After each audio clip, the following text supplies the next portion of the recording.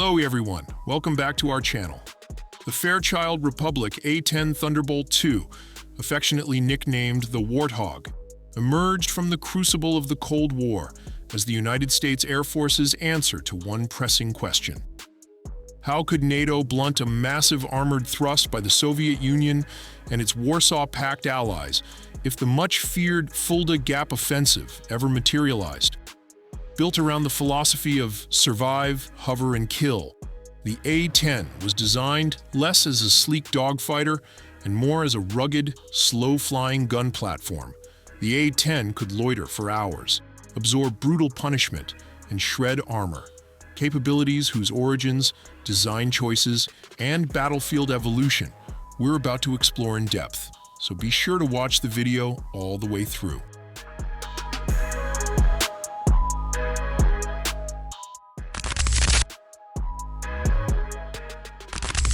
By the late 1960s, U.S. planners understood that existing fast-mover aircraft F-4 Phantoms and F-111 Aardvarks lacked the slow-speed handling and armor needed to loiter at treetop level over European battlefields. The Vietnam War also highlighted the value of dedicated close air support CAS platforms, such as the prop-driven A-1 Skyraider, prompting the Air Force to issue the Axe Attack Experimental Requirement in 1966. Fairchild Republic's submission, initially labeled Model A-10, won the competition, thanks largely to its straight high aspect ratio wings, titanium armored bathtub, and above all, the mythical 7-barrel GAU-8 Avenger cannon. Firing 30mm depleted uranium rounds at nearly 4,000 shots per minute, the GAU-8 would remain the world's largest and most powerful rotary cannon ever fitted to an aircraft. The jet's entire design revolved around that weapon. Engineers literally built the fuselage around the gun, offsetting the barrel slightly to keep recoil forces symmetric. Two efficient but rugged General Electric TF-34-GE-100 turbofan engines were mounted high on the aft fuselage, safely above debris flung upward during low strafing runs, and spaced apart so that a hit disabling one engine would leave the other intact. With a top speed hovering around 420 knots, the Warthog was never meant to dogfight MiG-29s. Its mission envelope focused on low-altitude ingress, extended on-station endurance, and surgical destruction of armor, artillery, and soft-skinned vehicles.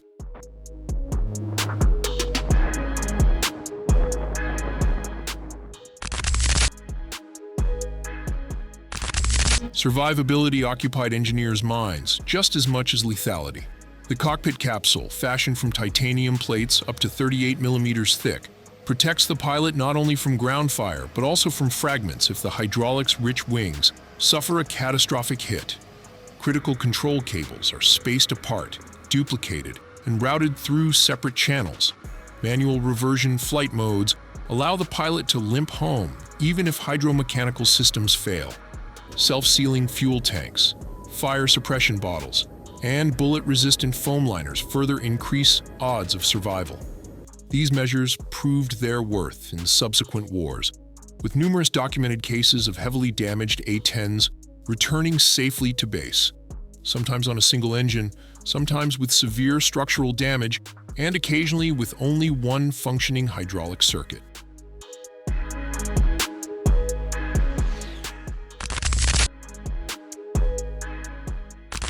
Although conceived for European battlefields, the A-10's first large-scale combat outing came in 1991 during Operation Desert Storm.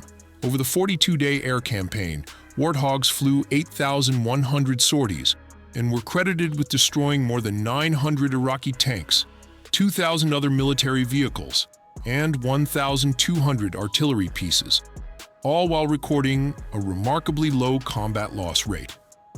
Pilots quickly learned to exploit the jet's ability to turn on a dime, diving through Iraqi anti-aircraft artillery envelopes, unleashing a 1.5-second burst of 30mm rounds, and then executing steep climbs to reset for another pass. That conflict cemented the A-10's reputation among ground troops and created a mythology that would follow the jet into the 21st century.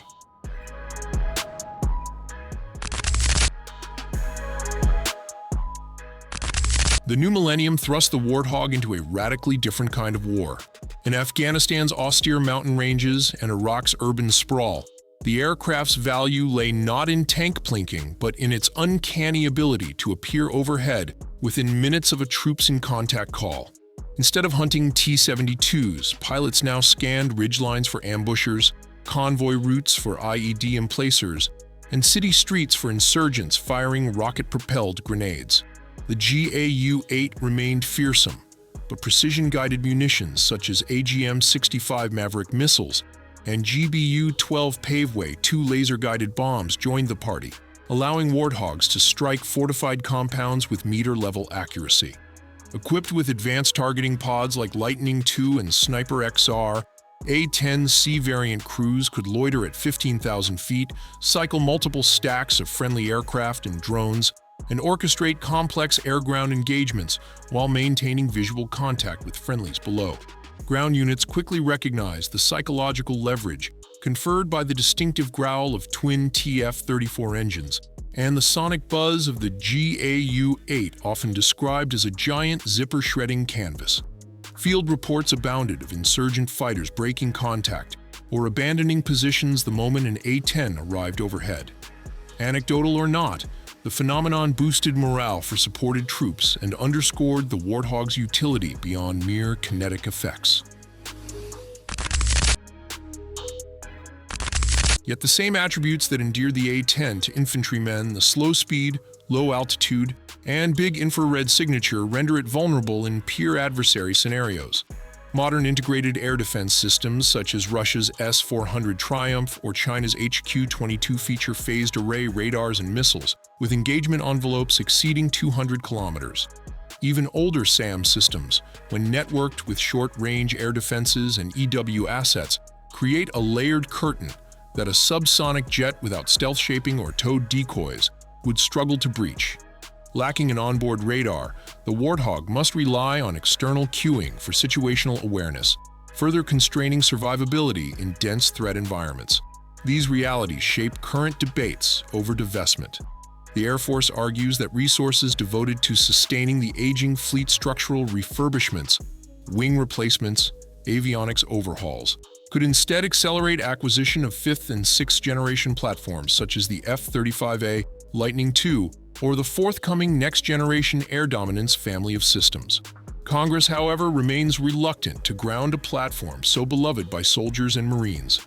Year after year, legislative language emerges directing the Air Force to retain a minimum number of combat-coded Warthog squadrons, at least until a comparably effective SAS solution presents itself.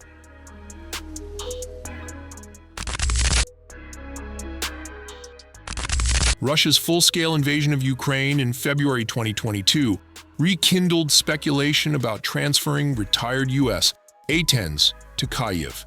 At first glance, a rugged tank killer seems tailor-made for Slavic steppes, once again dotted with armored columns. Yet practitioners point out the stark differences between hypothetical Fulda-Gap scenarios and the modern Russo-Ukrainian battlespace. In Ukraine, both belligerents wield advanced EW suites, GPS jamming tools, and a patchwork of Soviet-era and modern SAM systems.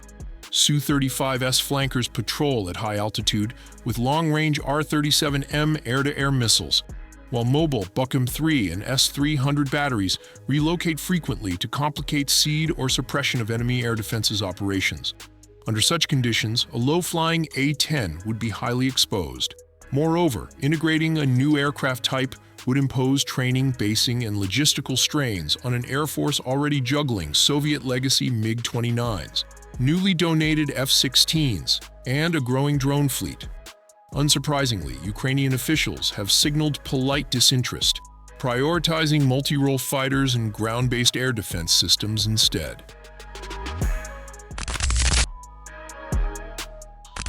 Even so, the A-10 community has not stood still. The Precision Engagement Modification program, completed in 2011, upgraded most airframes to the A-10C standard, adding modern glass cockpits, digital stores management, and integrated data links.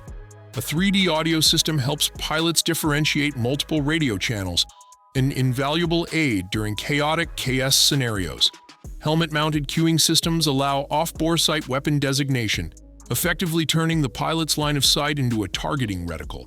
Future enhancements under discussion include data link gateways for cooperative targeting with unmanned aerial systems and the potential integration of new standoff weapons that would let Warthog strike from outside point defense missile ranges.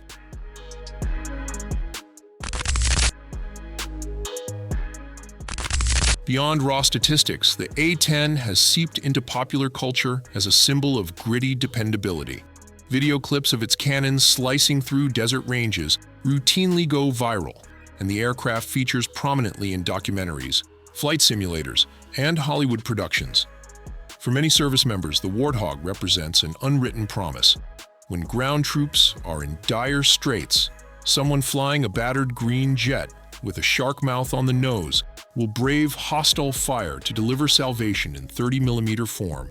That intangible trust, built over decades of shared hardship, explains why proposals to retire the jet elicit emotional pushback far beyond Capitol Hill.